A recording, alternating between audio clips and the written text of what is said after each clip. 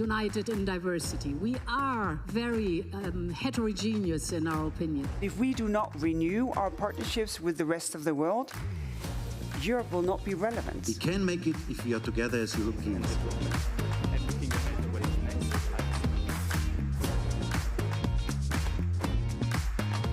Do you genuinely believe that countries will manage to reach these very ambitious targets?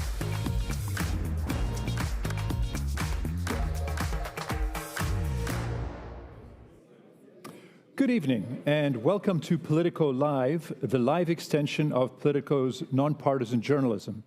Today, we're going to be holding a discussion on the uptake of technologies to fly net zero by 2050. My name is Jan Chański, and I'm a senior policy editor, and I'm in charge of defense and mobility coverage at Politico. We're coming to you from the Steinberger Hotel, and nice to see we've got a pretty well full room. We'll be taking a really deep look at a topic that's front and center for the future of travel and the EU's climate goals, the new technologies needed to decarbonize aviation. Today's event builds on a working group that we had a few weeks back when Tommaso Lecca, our aviation reporter, and some guests wrestled with the question during a working group: should Europeans be flying better or be flying less? Turns out it's not as straightforward as you think. There are real interlocking challenges on that. On the one hand, there's a push to regulate less and drive as much investment as possible into new technologies to revamp aviation. That's linked to a fear that if the regulation and the costs on the European aviation sector could make it uncompetitive compared to foreign rivals. That's part of what we're going to be looking at today. The EU has pledged to cut emissions from transport by 90% by mid-century, and that's part of the bloc's Green Deal.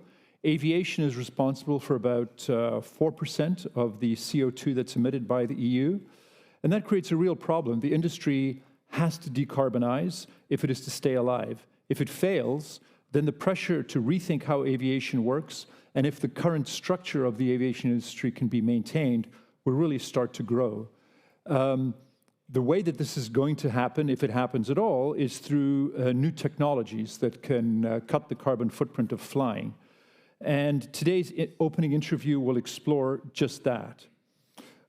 Is there a tech fix to help the aviation industry achieve net zero? After we're done, Tommaso will then dive deeper into the matter with our panelists. Before we go any further, we've got some housekeeping remarks. I'd like to thank our partner, GE Aerospace, for making this event possible, and also to thank our audience, both here in the hotel and online, for joining us. Here at Politico, we try to make events as interactive as possible. You can participate by tweeting about it at @LivePolitico, and you can also ask questions through Slido, and the way you do that is you use hashtag #NetZero2050. There won't be questions for the first interview that I'll be conducting, but during Tommaso's panel, he will be taking questions, and he'll prioritize ones that are sent with a name and an organization. You can also share your answer to the poll question presented by GE Aerospace, and the question is, which of these technologies has the biggest impact on aviation decarbonization?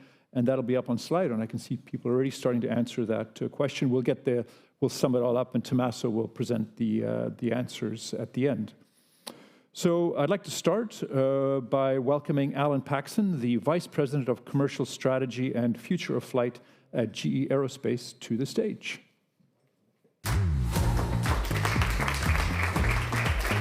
Thanks very much.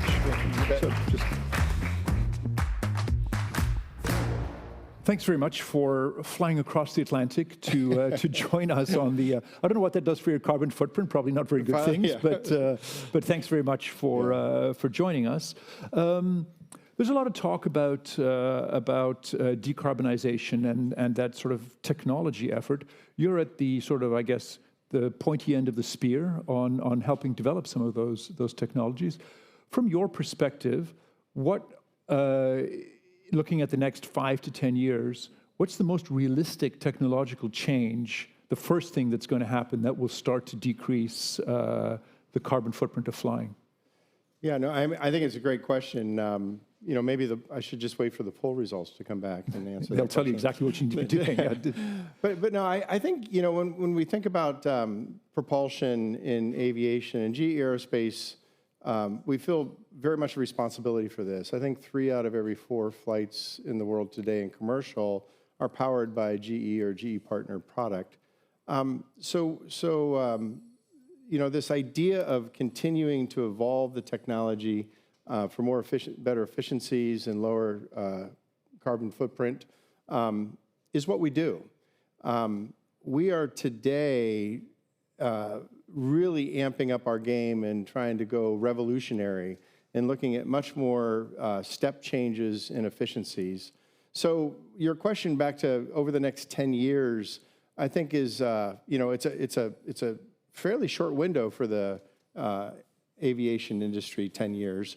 I would answer the question, like over the next 10 years, the products we are shipping today are, maybe 15% more efficient than what they were a decade and a half or so ago. By products, you mean the engines the engines that power the airplanes that are rolling off the production lines today. So right away, you get almost a 15% improvement on the newer aircraft versus the aircraft that are in service, or even greater in some cases if some of the older vintages out there.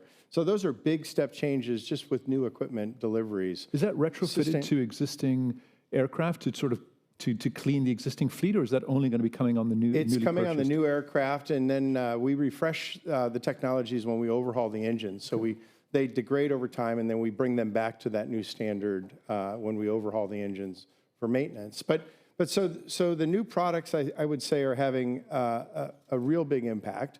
And then, sustainable aviation fuel is coming on. We all need it to come on faster, but that would be another ingredient. And, navigation services that we're putting in place, those are things that are happening real today, and over the next 5 years will roll out.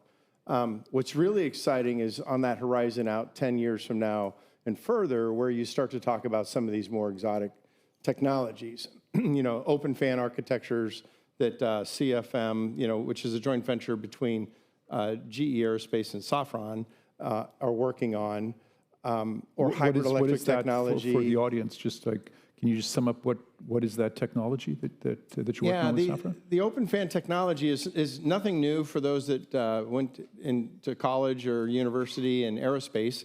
Open fans have been around for decades. Turboprops are open fans. But over the last 10 to 15 years, we've broken through some of the technologies that will enable it to be as fast as a jet and more quiet than a jet, and 20% more efficient than today's engines. So this would be a big step change in propulsive efficiency with this open fan architecture. The scientists in the room won't dispute the efficiency of it. The real challenges are in the noise, and that's what the breakthrough has been in the last 10 years. It's really got us excited, and we're developing today with Safran. So is that technology ready to go, or do you still need to pass safety inspections and that sort of thing before you can actually? For sure. It's a great question, because when we talk about new technology, again, this is something we've been working on for 10 years. It'll be another 3 or 4 years that we mature the technology to safely put it on a commercial aircraft. And then once we do that, we need to put it on a product, and it takes another 5 or 6 years for an airplane and an engine to get certified by the regulators. So, it can be 8, 9, 10 years away before it starts coming off the production line. And that's why the question about, what can we do in the next 2 to 3 years, that's a fairly short cycle for the aviation industry. This does seem to be if you contrast with the car industry, the safety aspects of aviation do make the product development cycle much slower.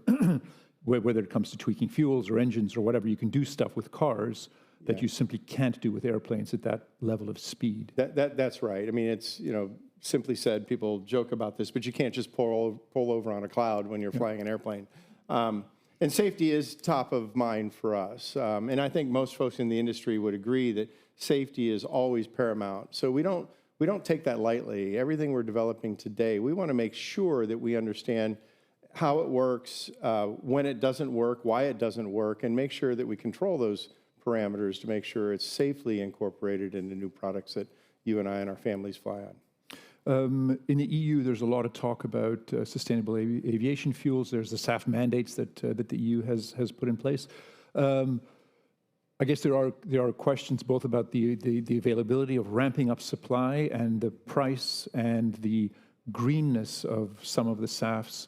From your perspective, of somebody who's going to have to take these SAFs, put them into engines, and make them function, what are some of the challenges that you're facing on the tech side? Yeah, I think our products today can run on blended SAF. All our products can run on blended SAF today. By the end of this decade, all our products will be running on 100% SAF, and that's a non-blended SAF with fossil fuel. Really, I think that challenge we can do. What we're actually working on, and our role in this industry is converting energy to flight and thrust. We need that energy to be clean, right? Whether it's sustainable aviation fuel or hydrogen or batteries, we want our propulsion systems to be able to run on any of these energy storage methodologies. So any of these, however you want to store the energy, we want to run it. But what we do with the fuel companies today is we're working to what we would call expand the spec. So today, aviation fuel or sustainable fuel has a fairly tight requirement around the fuel. It has to operate at extreme heats, extreme cold. It's got to operate with different bacterias in it. There's a lot of specification around the fuel that is used today. We'd like to make that fuel spec as large as possible so all of these new pathways, as we call them, for creating sustainable fuel can be considered. So the most economic means possible can be used to create the SAF. So I would say that's primarily our role is working on making sure our products can take any SAF that's specified today or even a little wider specification. Great. We're in Brussels, the sort of regulatory heart of the EU. Yes. What are you hoping or asking from the point of view of the lawmakers and regulators in Brussels that would make your life, your technology development a bit easier for the? Yeah, I think it's really important. I mentioned CFM for a moment, but GE has been a partner with Safran for 50 years. We have gained so much by partnering, in Europe and in the United States together. The same thing's going on today with technology development. You're seeing many different areas that are all working towards the same sustainability goal. And, we like the financial help for sure, but we also like the way that working together with the different governments around the world to kind of unify us to work towards the same ends. Because at the end of the day, in big industries like this, common standards need to be applied. We don't want to find 50 different solutions. We'd like to find a few different solutions for the same same efforts. This is a global industry, and we want that unification of those technologies. So, we're really proud of GE. We have 52,000 people working at GE Aerospace now. 12,500 of them work here in Europe, either designing, overhauling, manufacturing our products. It's really important that we really think globally about trying to solve this problem, so all the brightest minds can come together to solve. There's a stereotype that the EU tends to focus more on regulation, more on the sticks. The US is more on financial incentives or carrots. Is that something that you kind of see from your perspective? Is it more attractive for a company like you to put investment development in the States compared to Europe? Yeah, I think I don't think we selectively do that. I think my view of this is that it's okay to try different things in terms of how we progress things, locally and then more globally. So I like the idea of having some different ideas being pursued on different areas. So I'm open to that right now. We haven't quite figured it out, as you know. But yeah, no, I think when we bring the more minds we can bring together to work on this goal, the better. And I would say, we have a saying around safety in aviation that, we don't compete on safety, right? Safety is something that even if I'm at a manufacturer halfway around the world from your manufacturing, and I discover something that might compromise safety, I share it with you, right? I don't make it a comparative advantage because safety is a tenet for the industry. And I think sustainability and everybody being aligned on the 2050 2050 goal is helping us get the same way. You know, we want to share some of this technology so we all advance it together. Super. Thank you very much. I'm afraid it was very, very short. We only had 10 minutes for the chat. The real smart people are coming Yeah, well, up next. I wouldn't say that, but I think you've actually set up some of the tech challenges that I think Tommaso and his panel are going to be able to dig into. So thank you very much. Well, thank you. I appreciate you doing this today, too. I really do.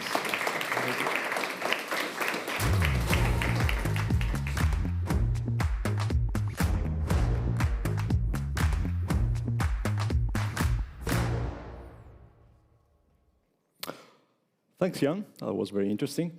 Welcome, everyone. Thanks for joining us on-site and online. I'm Tommaso Lecca, aviation reporter at Politico, and it's a pleasure to be here today to delve into the future technologies that could enable clean aviation in Europe. With me, our stellar panelists. Please join me on stage.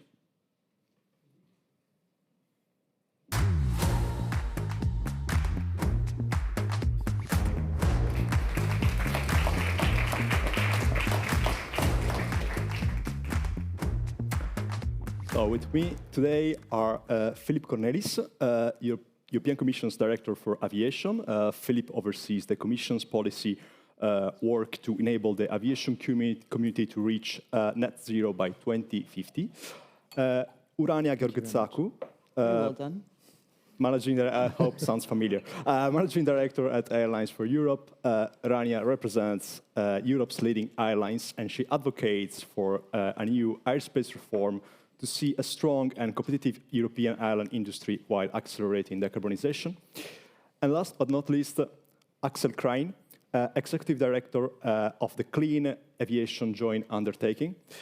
He steers the Clean Aviation Undertaking, a public-private partnership that supports the sector in reaching its climate targets via research and innovation efforts and funding disruptive technologies.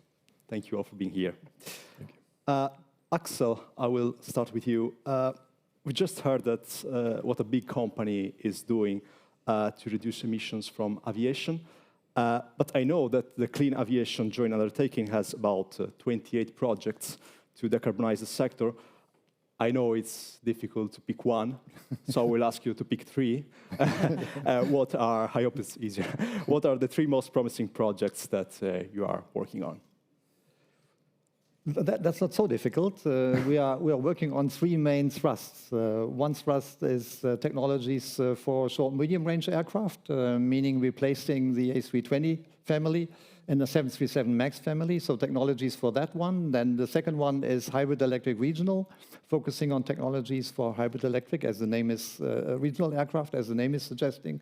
And the last one, but not least, focusing on hydrogen technology, so technologies to allow hydrogen to replace kerosene as an energy carrier. So those are the three main thrusts, and our 28 projects are somehow distributed among those three thrusts. And one of it is the open rotor engine, which was mentioned by Ellen already. That's one of the main projects in the short medium range area, where we are targeting 30% efficiency increase altogether. The engine is hopefully and likely going to bring 20%, and the other 10% are coming from aerodynamic improvements and structural improvements. So altogether 30% there. We are targeting then for the hybrid electric regional also 30% improvement, so 30% less fuel burn. And then the hydrogen is applicable to both thrusts, because both thrusts can be either, these aircraft can be operated by sustainable aviation fuel or by hydrogen. And altogether, the benefit is first 30% less fuel burn, and secondly, then using SAF or using hydrogen, you get to roughly 90% CO2 reduction. So quite significant amount of reduction by using those technologies. Thank you. Rania, this morning, Airlines for Europe had a CEO press conference. You've seen your open letter to the European governments and institutions, where basically you called for sustainability and competitiveness to be given equal priority. But one of the biggest fears coming from the sector is that European green rules could in some way weaken the European airlines to the advantage of the extra EU competitors who are not bound to the EU rules and taxes, I would add. what is the first thing that the next European Commission should do to reassure the aviation sector that Brussels is not working for Turkish Airlines or Etihad, you name it? I think it's the role of the European Commission to work for Europe and for reinforcing our competitiveness. And I firmly believe, as an individual and, of course, as managing director of AFRI, that flying will always be an essential part of how we stay connected in Europe, both as companies and as peoples, connected to each other, connected to the world. I think Europe has successfully regulated some of the most ambitious targets when it comes to sustainability, and done that within the remits of its jurisdiction, and has also set out a global ambition to create a robust global system, which we support and encourage every opportunity we get. I also think that that has to be an obligation for Europe to reap the business opportunities out of that. So if Europe is going to be the most ambitious on SAF targets or on clean technology in aircraft and engines, Europe should be making that technology and have the global lead also on that, on the business competitive edge of that. And that will not only serve my members to reach the Destination 2050 targets that we have all set ourselves, both politically but also internally, individually as companies and as groups, it would also help create good jobs and create what some call strategic autonomy, strategic independence. But it basically puts innovation and new tech in the pipeline of Europe and keeps us globally on a competitive edge. And I say that as someone who has worked for photovoltaic, and I remember how ambitious our renewable policies are, and I also know what happens next in terms of where the manufacturing went and then what happened with trade wars. So I really hope that the new Commission will take the clean industrial deal and will make a very big chapter on aviation, because Draghi has said that we need 61 billion euros per year starting 2030 to make it to 2050. That's about the GDP of Slovenia every year for 20 years, and reflects that in a commitment around how do you de-risk investment in these technologies, how do you incentivize production, how do you help people get there. Philip, I left you at the end of this first round of questions also to give you the possibility if you want to agree with everybody else. Agree or disagree, whatever, as you prefer. But first, I'd like to ask you about this issue of competitiveness. It is undeniable that the regulatory burden on European airlines is much higher than the one on non-EU competitors. In this context, major airlines groups such as Lufthansa have complained that the mix of green rules and national taxes could give an advantage to airlines operating long-haul flights via extra EU airports, with knock-off effect also on emissions and climate. Is the Commission looking into the issue of carbon leakage in aviation, and how do you intend to tackle this problem? Well, thank you, Tommaso, and thanks for the invitation. Well, those who have read the political guidelines of President von der Leyen, they will have seen that the guidelines very much for a sector like aviation, they point to a continuity of policies on the greening of the sector, when we're going to stay the course on the greening, and I think the industry expects that as well and wants to be part of that story. But we will have an additional attention for the competitiveness aspect. Both the competitiveness of our airlines operators, but also the industrial capacity that is the greening industry that was also referred to before, whether it's aircraft manufacturing or other systems, fuel production. There is an enormous potential to create in Europe a domestic, if I can use that word, production of sustainable fuels with feedstock that is either sourced in Europe or brought in, but that is processed in Europe, will increase our energy independence as well as providing green fuel. So this dimension is going to get more attention in the coming years on the basis of those political guidelines, while at the same time we are pursuing the greening, and that will be the essence of the clean industrial deal as it has been announced in the political guidelines. And we will now, with the incoming commission and my new commissioner, be working on ways of putting concrete ideas and concrete measures to achieve that. Not only because of green regulation and taxes, but also because of other factors such as geopolitics.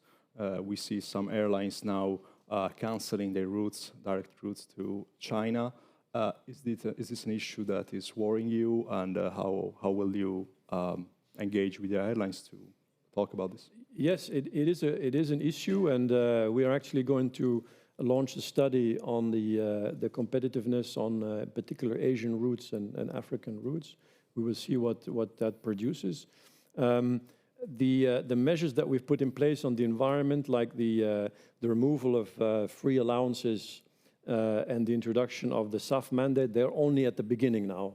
So they will have their financial impact will come in a number of years. It's not yet there, but we have to acknowledge that there is a potential impact there. Now, the best solution to avoid our airlines, which are essential to Europe, by the way, we need to have network airlines in Europe. It's part of our industrial fabric. It's important to serve our economy more widely, besides the fact that, of course, there are a lot of jobs involved, and aviation is a strategic sector in terms of, even in terms of defense and civil protection.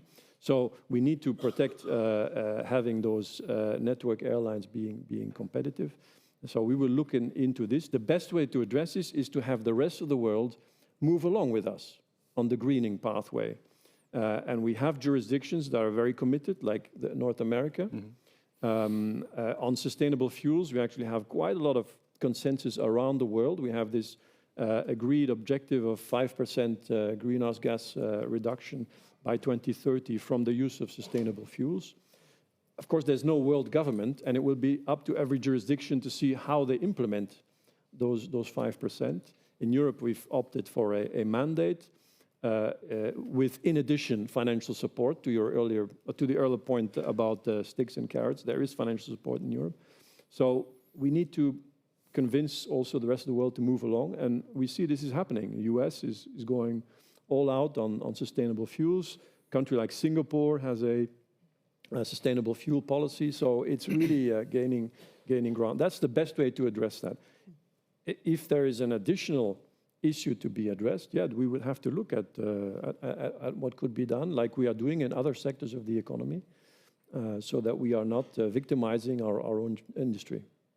We'll go back later on the rest of the world point, but I want to go back to Axel now. Clean Aviation has a clear mission to develop innovative technologies to reduce aircraft emissions of CO2 and other gases and reduce noise. To achieve this, you expect to have greener aircraft in the skies by 2035 and starting flying testing technologies by 2027. Are you still confident that these targets will be met? And what is the main obstacle you have found so far? Confidence level reasonable. No guarantee at all, but this is technology development. There is no guarantee. When you see where we are right now, we are, with regard to those technologies, we are at what we call technology readiness level 3, 4, sometimes only 2. And we need to bring those technologies to what we call technology readiness level 6. 6 is demonstrated either on the ground or in flight. So, for example, the engine we were talking about, the open rotor engine, we are going to fly it on a flight test bed in order to see whether it's mature enough to be finally going into the development process and finally being certified and then being in service at an aircraft level. So that time frame between now and 2027, 8, 9 is exactly the time frame we are bringing those technologies from the existing level to the demonstrated in flight or on ground, depending a bit what is necessary. And I think the biggest hurdle for us is to make sure that we are not entering then into what we call the valley of death, where basically those technologies will be all demonstrated, but at component level. So demonstrating the engine in flight, demonstrating a fuel cell in flight. But this is definitely not an aircraft. And the question is always, how do those technologies then enter into the development process? And aviation is risk averse for good reasons. And those technologies usually, it's like a funnel. But at the end, the funnel becomes very, very thin. And the high reward technologies have high risk. That's the nature of it.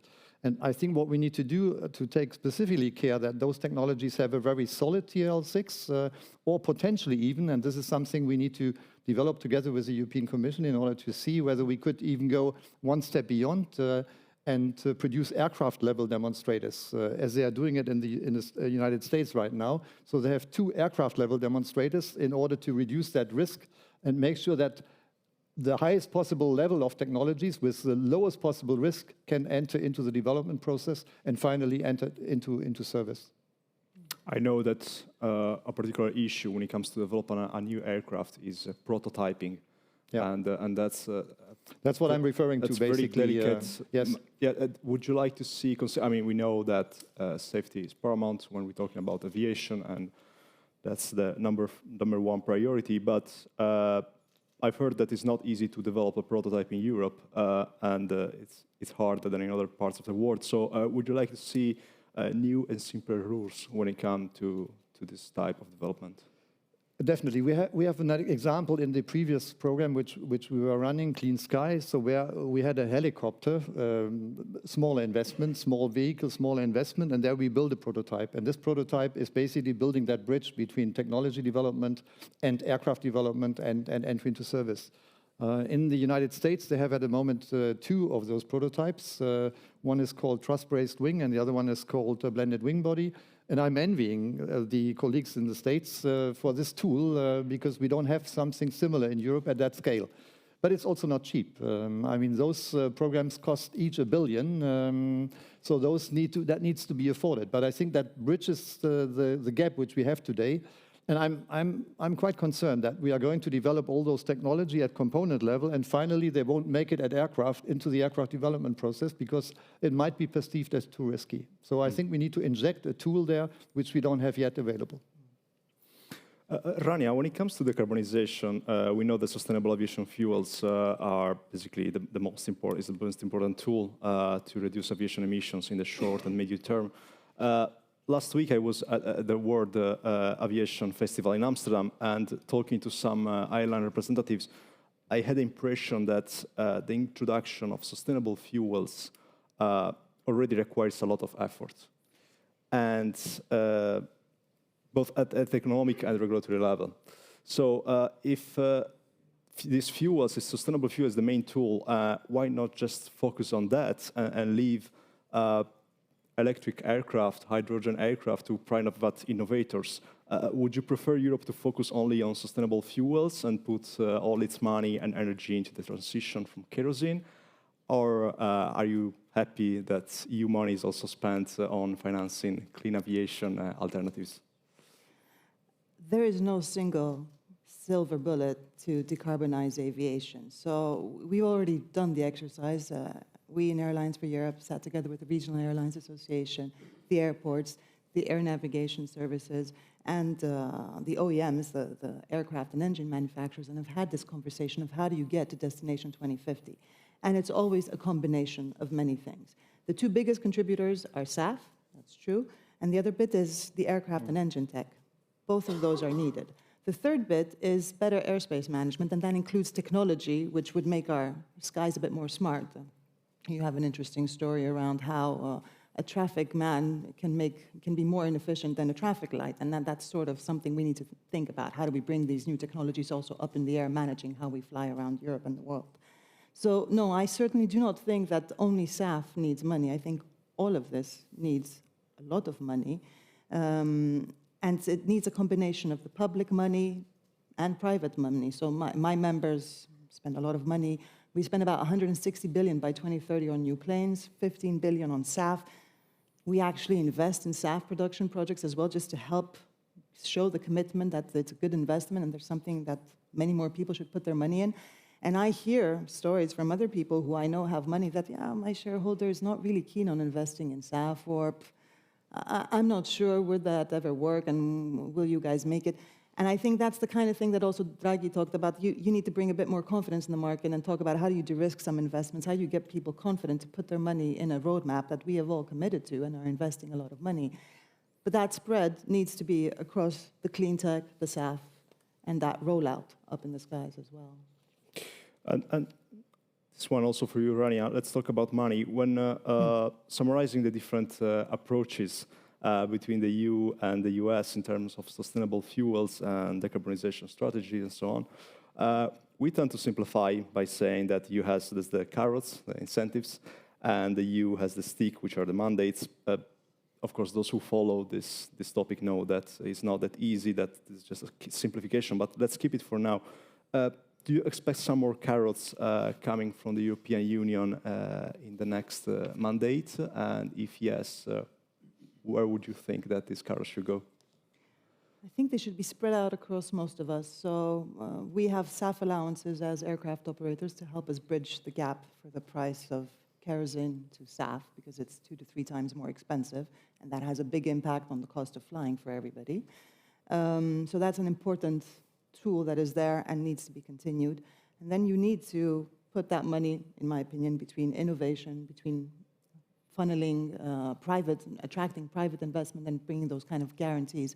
I'm in no way a finances expert, but what I'm looking for is money that will help stimulate innovation, R&D, taking it through the valley of death so that I can buy it one day soon and fly you all around the world and Europe with. And I need a climate, an investment climate that is positive around that, because when you are a hard-to-abate sector, and as an airline, you have to think about it. I mean, our job is to fly people safely in planes, and it's very complex to do just that. And then we rely on someone else to give us the tools that will make us decarbonize and be sustainable as well, more sustainable. So what I want is the confidence in the system that we can make this, and that invest in this is the right thing to do. And it will take money, you're right, it's absolutely a lot of money, but it's also a great business opportunity for everybody who does it. If this is the next generation of aviation, then why wouldn't we be investing in this next generation? We have today discussions about why Europe missed the last digital leap, right? And why we don't have so many unicorns and so many big digital companies here in Europe. There's a lesson to be learned there in my sector as well. How can we make those kind of big unicorns for aviation technology, clean tech? And talking about investments, Ursula von der Leyen has promised a clean industrial deal to be announced in the first 100 days of her second term. Philip, will the aviation sector be part of the clean industrial deal? I'm tempted to say you have to wait 100 days to find out. Come on. But no, I cannot prejudge what will be in there. But I would say that the aeronautical sector ticks a lot of boxes of the criteria that are mentioned in the political guidelines. It's a sector that needs greening. It's a sector that is required, let's say, that's serving our economy, that is important for the wider dynamism and competitiveness of our economy. It's a competitive sector in itself. It's a high-tech sector, and it's one of the sectors where we are still leading the world in Europe in some domains together with the US, but between us, we are leading the world in aircraft technology, in engines, in air traffic management systems. And if we want to stay that way, we have to invest. And we have to support those industries and indeed avoid, as you were hinting, some cases in the past where we've developed the technology and we've created the demand by creating a regulation that demands greening, but somebody else has moved into the production. So we have, I think, an opportunity in aviation to make the best of the greening, to create, or let's say not create, to support an industry that will deliver those products. You say a sector where we are leaders in the world. Sounds like the car sector. And we know now that in the car sector there are some issues, and some CEOs are also connecting those issues to the European policies and to a transition. Are you worried that at some point you will find the same issues that you're now finding in the automotive sector in the aviation one? I don't know anything about automotive sector, so I won't comment on that. But I go back to what I just said, which is that aeronautics is really a domain where we are still leading. But if you want to continue to lead, you have to be in front of the others, and that means that you have to have the research, the product development, the manufacturing industry. and the demand behind it, and the capital to finance all that. Because in Europe, maybe where we can do still better, we have quite a lot of public support. I think somebody told me that in terms of research, if you take together the EU level and the member states, we are more or less the same level as the United States. So there we're doing rather okay. We should bundle more with our member states when it comes to research, but we are less good in tapping capital markets, venture capital. I think the Draghi report also refers to that very strongly, and that's what is key in that valley of death phase that Axel was referring to. We're also maybe not so good in using defense sector to help aeronautical products come to maturity, as some others are. So there are some domains where we can make ourselves better equipped to meet that challenge. I will start taking some questions that are coming through Slido, and please I invite you also to ask. Just to add please, on, yeah. just to add what Philip said, I think on top of the values, the financial values, which are different in the US, what I read as well, that overall in Europe it's the same amount, but when you look at aviation, the support in the US is much stronger, not to speak about China. I mean, forget China overall, although the products they are putting into the market now are maybe not yet as competitive as they could be, but the next generation of products will definitely be competitive. But when I look at European level and the fragmentation at European level, I think that's also something where we need to do our homework. We need to do our homework at the interface, as Philip mentioned, between what we do at European level and what is going to be done at member state level, at regional level. Today, we are all working more or less independently. We are talking to each other, but it's more talking to each other without a clear mandate to integrate it, without a clear mandate to find common grounds, to define a common strategy, to have a kind of work share. This does not exist. It's much easier in the US or in China, where it's either one country or one government. And this fragmentation is something coming on top. On top of the, I would say, underfinancing, this fragmentation doesn't help either. So we need to do and work on both fields. I will also ask Rania to intervene on this because, of course, when we are talking about the rest of the world, there are countries like India, like China, that are like doing massive orders of aircraft. Like the highest so far has been 500 aircraft, all in one deal. And you can see like a very strong contrast with what's happening here in Europe, where I can tell you, I get questions on Slido where I've been asked, is reduction of demand also part of the picture of decarbonizing the aviation sector? So do you think that this big difference that we have right now between Europe and the rest of the world will at some point become a disadvantage for European airlines?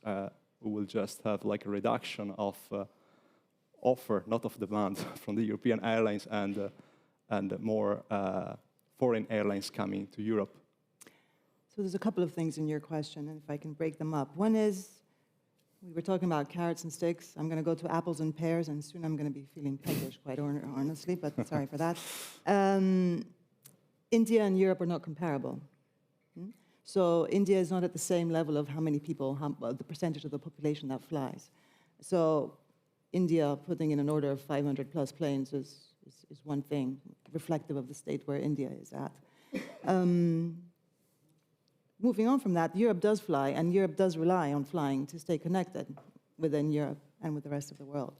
The net result, the impact, let's be honest, the impact of decarbonization will be that the cost will go up, and that will have some reduction in demand. That will be a part of the net result of all that is happening. That's part of the calculation of how we arrive to net zero as well. We expect that some people will choose not to fly because they have a better option, because they have that value in life, and that's acceptable.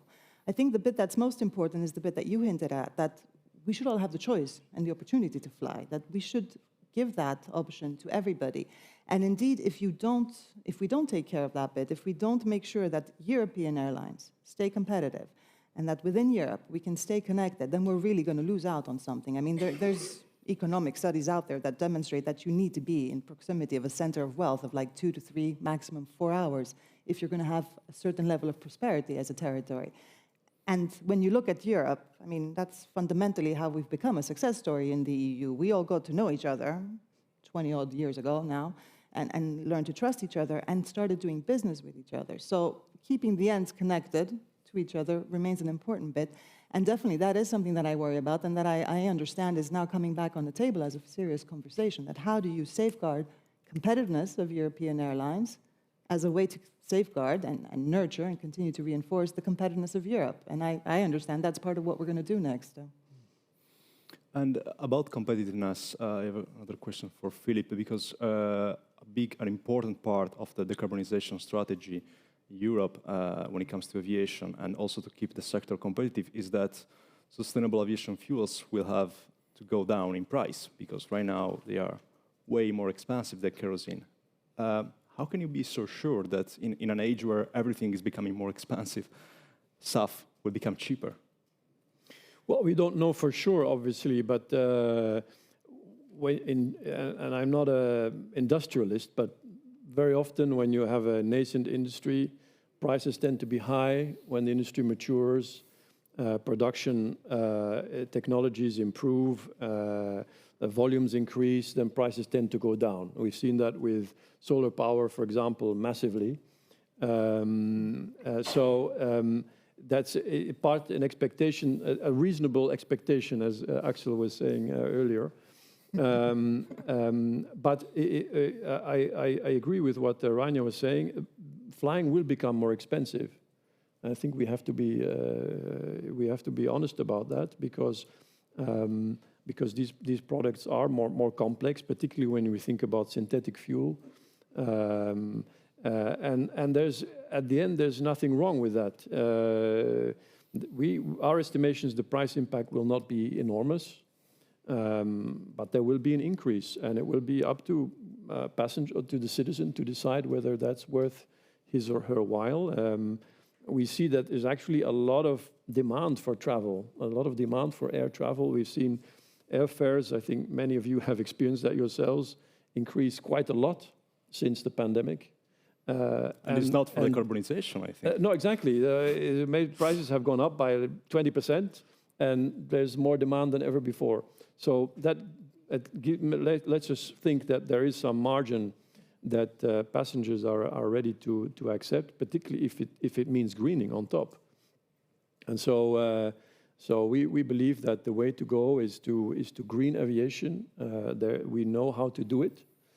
We are mandating 70% SAF by 2050. That will be the biggest contributor. It's a technology that is known today. It's a safe bet. It's not speculative, can be done. It will require a lot of ramping up, a lot of investment, but this is a realistic pathway towards decarbonization of aviation. That's really the way to go. Rania, you met the CEOs of several airlines this morning. Do you think they are ready to tell their customers that they will have to pay more for their flights? I think it's for everyone to tell their customer, including the politicians who have made this decision as a roadmap, that we should all be telling our people honestly about what's happening. It's not what an airline wants to do, but what we're looking to do is to make it as easy a transition as we can for everybody. Because fundamentally, what my members care about is flying remains accessible and an option to everybody. Okay, I mean, I'm sure it's not the policy of. I've not met a politician who's told me, Rania, I think poor people should no longer fly. I don't think that's the point. So we can talk about what policy mix might be needed. We already have that for remote areas where anyway flying is subsidized because it's part of how you get to an island, for example, in my country. But I think fundamentally we're all trying to do is make that a good, smooth transition for everybody and keep it affordable and accessible for everyone. I also want to talk about another challenge that we have when we're talking about sustainable aviation, which is the one of the workforce. Of course, if we are investing in alternatives to the current aircraft, we will have to also have a reskilling of the workers in the OEMs, on the manufacturer side. At what stage we are when it comes to this process, and how confident you are, Axel, that Europe will maintain its centrality when it comes to manufacturing aircraft in the future? resources, there is no short-term fix. This is a very long-term goal and long-term journey. And it starts at unis. It starts at unis where people are being involved in research, and those people are developing the technologies and their skills. I see that today what we have in our program, in the Clean Sky program, we had 1,000 entities from all over Europe involved with 5,000 scientists and engineers, and they developed 600-something patents. And there you see the competences being developed by the people. And this graduates coming from uni, going then into initial jobs in industry, they are growing in industry, and those research projects will definitely help to grow their competences. And I think specifically when you look at competences in fields like hybrid electric or hydrogen, even worse, there is very little competence existing today. And that's why those technology programs are also educating people and are bringing people to speed in areas where there is very limited competence in Europe at the moment. Maybe not even in Europe, at a worldwide scale even. And I think that's another beauty of those type of programs we are running. It's about the technology itself, but it's also about the network which is being created, so connecting those entities, but also connecting the people to new knowledge and gaining that new knowledge. And coming back maybe to what you said in terms of cost, by improving the fuel burn by 30%, will not help to compensate totally the cost, but it will help a little bit. 35% of the cost is fuel. And if you take 30% of that cost out already, it helps to compensate a little bit. And if we then not go for SAF, but go for hydrogen, which is cheaper than power to liquid, for example, that could be another option. So there are various options where technology can contribute as well to maintain aviation to be affordable. Well, it's also true, on the other hand, that if you want to switch to hydrogen, you will need a massive investment in terms of technologies and particularly infrastructure, because you cannot even have just a few airports with hydrogen, because if your aircraft gets diverted because of the weather or any other problem, then what? What do we do with the aircraft stuck? But when you look at the how many commercial airports are there worldwide? Between 3,000 and 4,000 worldwide at the moment. And we have alone 60,000 gas stations for our cars in Europe. And they have diesel, they have E5, E10, I can't remember, but they have 5 different fuels, and that's possible. 60,000 alone in Europe, and we have 3,000 to 4,000 airports worldwide. There is definitely an investment to be taken in order to convert those, but it's not a one-shot investment, it's an investment over time. So I think the hydrogen journey, I think it's going to be in parallel. We will have SAF and we will have hydrogen, and the benefits of hydrogen, as I said, when you have, for example, fuel cell-powered aircraft, there is no CO2, there is no NOx as well, when you speak about the non-CO2 greenhouse gases, and it's going to be cheaper. So I think the race is still open, but I believe we need to pursue both avenues in order to see which one is the best one at the end. And I will take another question from Slido. This one is coming from Antonio Camargo, Brazil. In my view, if SAF puts its future on biomass derivatives, it will simply fail simply due to lack of land, supply, and sustainability. What is your view? Question from everyone. Yes. And we don't eat enough French fries in order to have the cooking oil available either. I'm getting hungry. You have to stop. No, that doesn't help either. We French fries is a sensitive issue here in Belgium. We need to go to power to liquid in the end. This is the only scalable route, and this is expensive.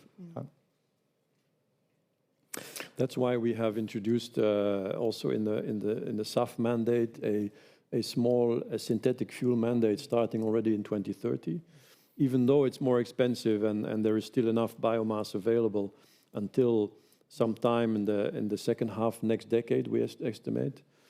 But by then we will run out of feedstock.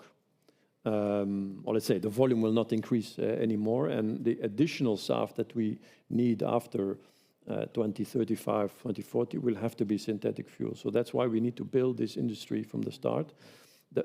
It's not simple either, because you need a lot of green energy for this purpose, and this is outside our control. You were hinting at that before. These are external factors that will determine the path that aviation will take, which are in the energy sector. So very often today, any policy is energy policy, and we will be dependent on a big ramp up of production of green electricity to produce those synthetic fuels. So far, we haven't seen Could I big just add to investments. that? Sorry, Yeah, I will just ask the question, and of course also on this one if you want to comment. But we haven't seen from the big fuel producers investment into the SAF production. Why is that? What's wrong with the SAF product? Is a high demand, high price? Do you have a fuel producer on the panel? But there is production. And our estimates are that for the mandate in the remainder of this decade, we are okay. For synthetic fuel from 2030, it's more complicated. There is still time to build the production capacity, but not so much. So this really has to be a focus in the coming months and years to build that up. And afterwards, there is indeed a huge ramp up a fast ramp up in the 2030s and 40s of our mandate. So we will need the energy sector to invest massively. This will be, when I spoke earlier about staying the course on the Green Deal, it's also about not inventing new things, but making sure that what we have decided is implemented and follow up the industrial and economic realities that are behind it. So we will need that huge increase in the coming years. Rania, you wanted to jump in. I was actually going to underline what you've just said, that when we think about how we're going to get there, we need to be forward-looking as well. So we need to be putting projects in the pipeline now that will bring the synthetic fuel that I will need in about 10 years' time. And that's, so when you start making investment decisions, you cannot only decide that, okay, what's the first thing that can hit the market in the next 5 years, you also have to think, what do I need to be feeding the system so that in 15 years I have the next generation of technology. Well, if I may add, one of the issues is that aviation sector is actually quite small in the bigger energy. It's a niche in the energy sector. So it's not the first point of attention probably in boardrooms in the energy majors. But we have to get their attention. And one way of doing that is with our mandate. We are convinced this is the way to go.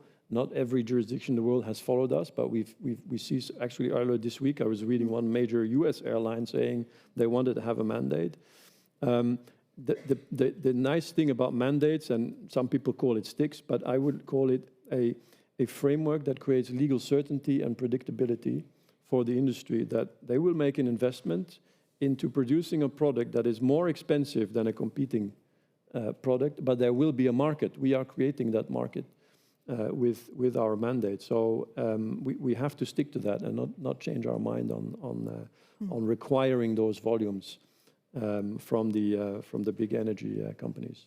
And by the way, there is a system of penalties in our regulation. If they don't deliver, they will have to pay a significant fine, and they will still have to deliver last year's volumes the year after. Of course, the stakes.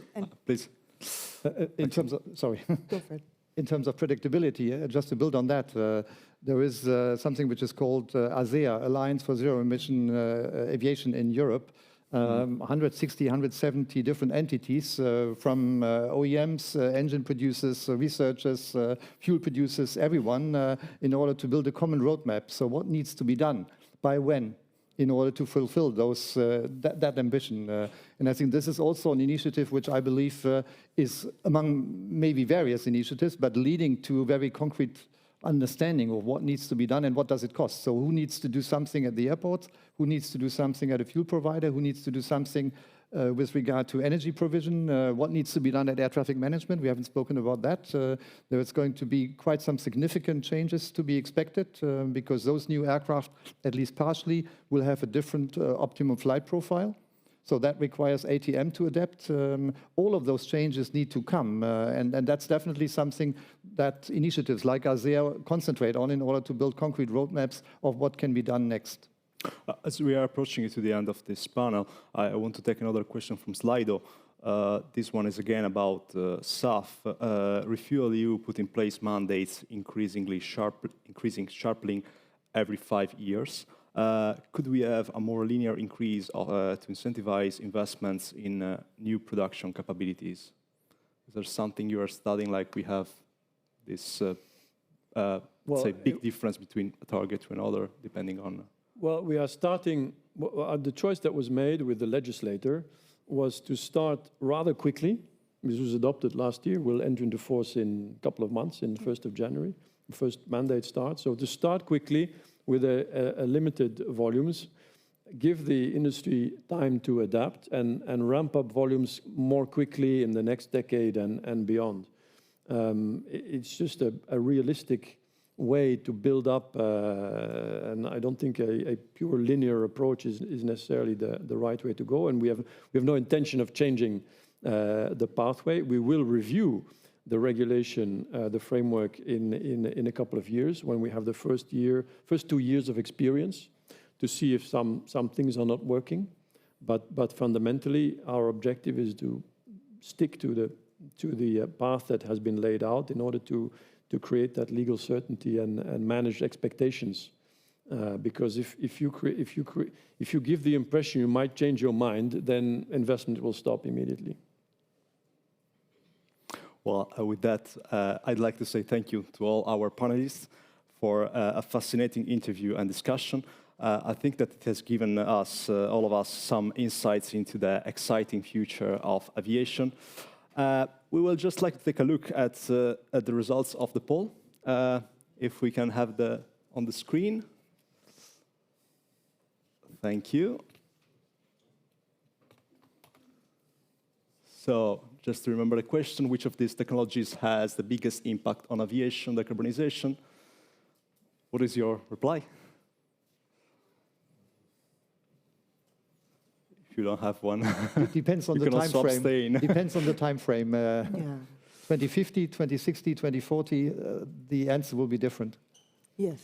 I think the answer is we need all of that. We need 100%. Absolutely. 100%. Yeah. So everybody is right.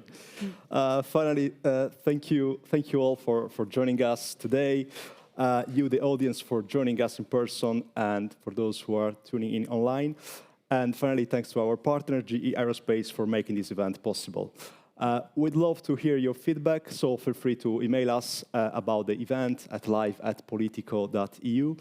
And finally, you can check out the program of Sustainable Future Week, where I'll be quizzing other panelists on similar topics. Our Politico Events website has the latest lineup on all our events happening this year. You can find that at www.politico.eu/events. Thank you so much. Thank you.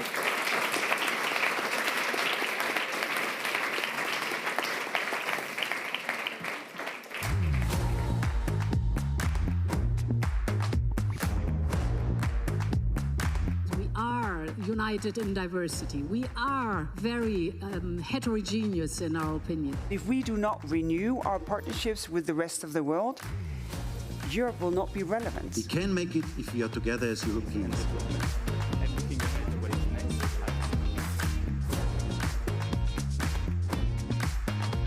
Do you genuinely believe that countries will manage to reach these very ambitious targets?